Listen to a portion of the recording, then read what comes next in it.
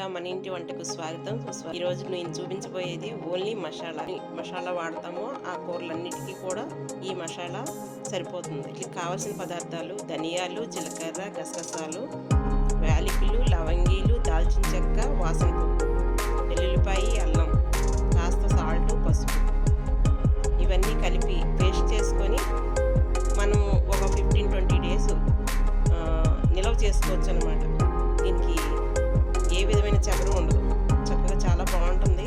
ఇది ఇలా పచ్చి చేసుకొని పక్కన పెట్టుకోవడం వల్ల టేస్ట్ చాలా బాగుంటుంది.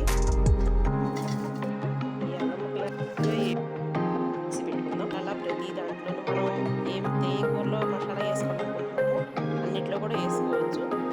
కాకపోతే కూరలను బట్టి క్వాంటిటీ పెంచుకోవాలన్నమాట. మనకి నీసు కూరలు అయితే కొంచెం ఎక్కువ వేసుకోవాలి. కరివేపాకు వేసుకొని